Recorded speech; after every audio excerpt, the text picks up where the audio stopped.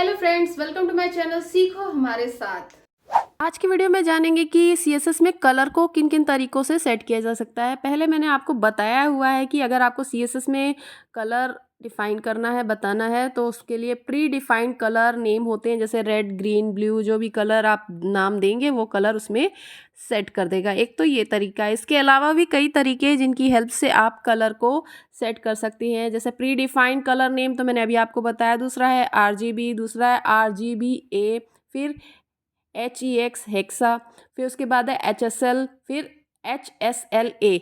इनको हम one by one समझेंगे कि ये क्या होते हैं और किस तरह से ये डिफाइन किए जाते हैं। अभी तक modern browser around 140 to 145 colour name को सपोर्ट करता है और आप इनको यूज़ कर सकते हैं। अगर आप और भी कलर जानना चाहते हैं कि कौन कौन से कलर यूज़ होते हैं और उनकी लिस्ट, तो ये लिंक दिया हुआ है, इस पर क्लिक करके भी आप पता कर सकते हैं, या आप नॉर्मली गूगल से सर्च कर सकते हैं कि कलर सपोर्ट इन CSS, तो उनकी भी लिस्ट दिखा देगा। तो मॉडर्न ब्राउज़र में अराउंड 145 कलर तो सपोर्ट करते हैं और उनके सबके कोड भी आपको अवेलेबल है नेट पे, तो आप उसे देख सकते हैं, या इस लिंक पर क्लिक करेंगे तो ये आपको दिख जाएगा। देखिए यहाँ पे सारे कलर कोड दिए हुए हैं और कौन कौन से कलर सपोर्ट करते हैं उनकी लिस्ट दी हुई है, तो आप यहाँ से भी देख सकते हैं।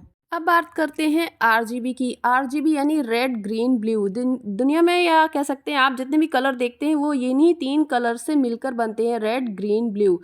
अब ये कलर की वैल्यू क्या होती है? कलर की वैल्यू 0 मिनिमम होती है और 255 मैक्सिमम वैल्यू होती है हर कलर की, रेड की भी और ग्रीन की भी, ब्लू की भी। यानी सबकी मिनिमम 0 होगी वैल्यू और मैक्सिमम 255 होगी। मान लीजिए ब्लैक कलर आप बना रहे हैं तो सबकी वैल्यू 0 अगर कर देंगे, रेड की, ग्रीन की, ब्लू की, तो ये ब्लैक कलर बन जाएगा। इसी तरह से वाइट कलर आप बनाएंगे तो मैक्सिमम वैल्यू देंगे सबकी 255 RGB की, तो ये वाइट कलर बन जाएगा।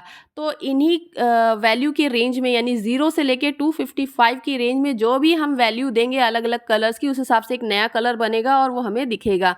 तो हर कलर का नाम रखना मुश्किल है, जो भी अलग अलग रेंज में वैल्यू आ रही है तो हम उसे कोड से पहचानते हैं, कोड से आइडेंटिफाई करेंगे कि ये कोड का ये कलर बन रहा है।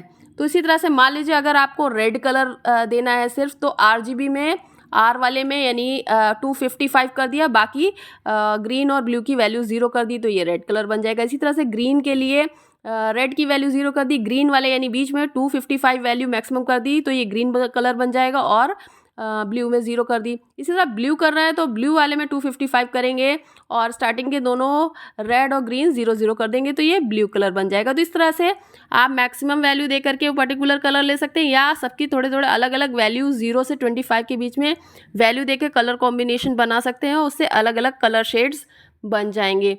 तो इसी तरह से आप रेड के भी कई सारे कलर शेड बना सकते हैं, लाइट, डार्क, बहुत सारे शेड्स होते हैं। तो अलग अलग वैल्यूज़ आप इसमें दे करके नया कलर कोड बना करके वो कलर दे सकते हैं। जो आपको लिंक दिया था उस पर क्लिक करने पे ये देखिए यहाँ पे हर एक कलर का कोड बिल्कुल उसी तरह दिया गया है, जैसे रेड, ग्रीन, ब्लू, RGB का ये कोड दिया गया है उसी ऑर्डर में। पहले रेड का वैल्यू, फिर ग्रीन का वैल्यू, फिर ब्लू का वैल्यू। ये देखिए गोल्ड कलर का ये आ गया है। अब बात करते हैं RGBA की। RGB तो आपने पढ़ा, ये A क्या होता है? A means alpha. तो अल्फा का काम होता है कि जैसे ये पैरामीटर तब देते हैं जब हमें थोड़ा सा ट्रांसपेरेंट चाहिए हो कलर। मान लीजिए आपने पहले कोई पीछे इमेज डाल रखी है, फिर उसके ऊपर डिव लगाया, डिव में कलर दिया है, तो आप चाहते हैं कि वो कलर थोड़ा ट्रांसपेरेंट रहे, पीछे का जो इमेज है वो भी हल्का दिखता रहे। तो ये ट्रांसपेरेंट करने के लिए हमें यहाँ पे RGB के साथ A कोड के वैल्यू भी लिखनी पड़ेगी, अल्फा की भी वैल्यू लिखनी पड़ेगी। इसकी वैल्यू होती है 0 से लेके 1 तक, यानी 0 से 1 के बीच में जो भी आप वैल्यू देंगे उतना ही ये ट्रांसपेरेंट करेगा। मान लीजिए 0 वैल्यू दे दी तो ये फुल्ली ट्रांसपेरेंट हो जाएगा, यानी पूरी आर पार दिखेगा, बिल्कुल पता ही नहीं चलेगा, तो ये फुल्ली ट्रांसपेरेंट हो गया। अगर 1 दे देंगे तो ये बिल्कुल भी ट्रांसपेरेंट नहीं जाएगा, सॉलिड कलर पूरा दिखने लग जाएगा। तो इनके बीच में वैल्यू देनी पड़ेगी। तो ये जैसे मैंने दी है RGBA, तो यहाँ पे RGB की वैल्यू दी है और इसके साथ मैंने 0.5 ये वैल्यू दी है, हाफ वैल्यू दी है, तो ये आधा कलर दिखाएगा और पीछे का ट्रांसपेरेंट इमेज भी दिखाएगा। अगर हमने कोई इमेज के ऊपर डिव लगाया जैसे मैंने आपको बताया,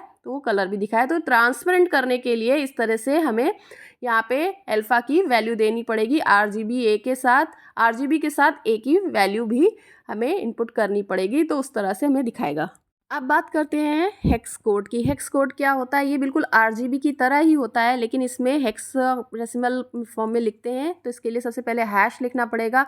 फिर ये 6 डिजिट का होता है, तो 2 डिजिट RR लिखा है, ये रेड के हो गए। फिर GG ये लिखा है, 2 डिजिट हो गए ग्रीन के। और फिर BB यानी ब्लू, 2 डिजिट ब्लू के लिए हो गए। तो यहाँ पे कोड हेक्साडेसिमल फॉर्म में लिखा जाता है। आरजीबी में क्या होता था, 0 से लेके 255 तक की वैल्यू उसी रेंज में दी जाती थी। यहाँ पे हेक्साडेसिमल की वैल्यू दी जाएगी और इसकी वैल्यू होगी 00 से FF मैक्सिमम वैल्यू के बीच में हमें वैल्यू देनी होगी। तो ये हो गई हेक्साडेसिमल कोड।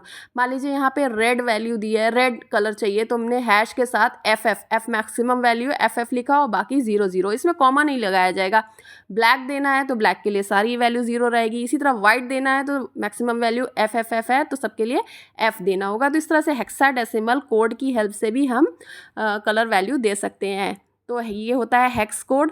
ये बिल्कुल आरजीबी की तरह ही है, बस हेक्साडेसिमल फॉर्म में है। इसकी वैल्यूज़ आप देखनी है तो वेबसाइट पे जाकर के ये देखिए, यहाँ पे हेक्साडेसिमल ये कोड सारे कलर के दिए हुए। ये एक कलर का नेम है गोल्ड जैसे, और इसका हेक्साडेसिमल कोड है। उधर आरजीबी कोड लिखा है। अगर आपको अल्फ़ा चाहिए तो ट्रांसपेरेंस के लिए, तो उसको कॉमा करके उसकी भी वैल्यू डाल सकते हैं।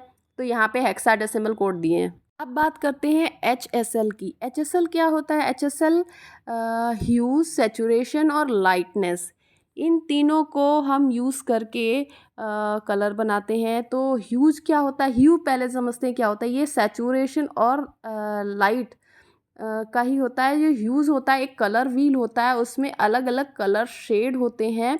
जैसे आपने देखा होगा फोटोशॉप अगर कभी किया होगा, तो उसमें कलर व्हील में वैल्यूज़ दी होती हैं 0 से लेके 360 तक। उसमें अलग अलग कलर कॉम्बिनेशन होते हैं। जैसे कि मैं आपको दिखाऊं, ये व्हील है, इसमें देखिए आपका 0 पे रेड है, और उसके बाद आप 120 पे जाएंगे तो ग्रीन मिल जा रहा है। इसी तरह से आप 240 पे ब्लू। तो अलग अलग व्हील होती है कलर की, और उसकी मिनिमम वैल्यू 0 होती है और मैक्सिमम 360 होती है। तो ये व्हील से आप ह्यूज़ की कलर वैल्यू को सेट कर सकते हैं, यहाँ पे वैल्यू दे सकते हैं, उस हिसाब से कलर बनेगा। फिर सैचुरेशन क्या होता है?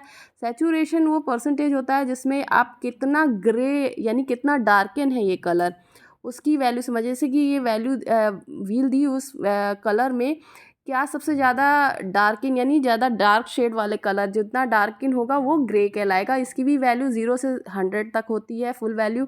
तो 100 पे फुल कलर दिखाएगा, और जितना लाइट होगा उतना कम होगी वैल्यू। तो ये ग्रे कलर के शेड को बताता है, यानी कि कितना डार्कन है। फिर उसके बाद है लाइटनेस। लाइटनेस बिल्कुल ब्राइटनेस जैसे आप टीवी में सेट करते हैं उसी तरह से होता है। 0 मिनिमम वैल्यू होती है ब्लैक, और 50% या 100% मैक्सिमम होती है। तो इसको आप ब्राइटनेस सेट कर सकते हैं। तो यहाँ पे देखिए रेड कलर की वैल्यू मैंने 0 बताया था एग्जाम्पल में, 100% और 50% हमने सैचुरेशन और 50% लाइटनेस लिए, तो इस तरह से रेड कलर बन जाता है। तो ये इस तरह से हम HSL की वैल्यू दे सकते हैं कलर व्हील की हेल्प से। HU की वैल्यू और सैचुरेशन और सेट कर सकते हैं। इसी तरह से HSLA, तो बस ये बाकी सी चीज़ें वही रहेंगी। अल्फ़ा A जुड़ गया, यानी कि इसमें हम ट्रांसपेरेंट भी कर सकते हैं। जो भी वैल्यू है, जो भी कलर बन रहा है इससे मिलके, उसमें ट्रांसपेरेंट वैल्यू ऐड कर देंगे। आपको पहले भी बताया 0 से लेके 1 तक ट्रांसपेरेंट वैल्यू होती है। तो उनके बीच में जैसे मैंने 0.5 लिखा, तो उसमें थोड़ा ट्रांसपेरेंट वैल्यू भी दिखेगा, ट्रांसपेरेंट कलर दिखेगा।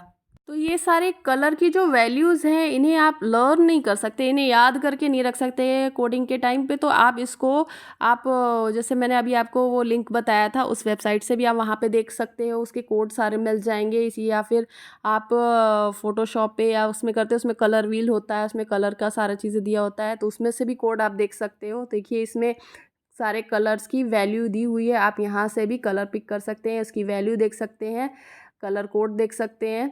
ठीक है, ये सारी चीज़ें मिल जाएंगी। तो उम्मीद है आपको वीडियो हेल्पफुल रहा होगा। पसंद आया तो इसे लाइक करिए, चैनल को सब्सक्राइब करिए और शेयर करिए।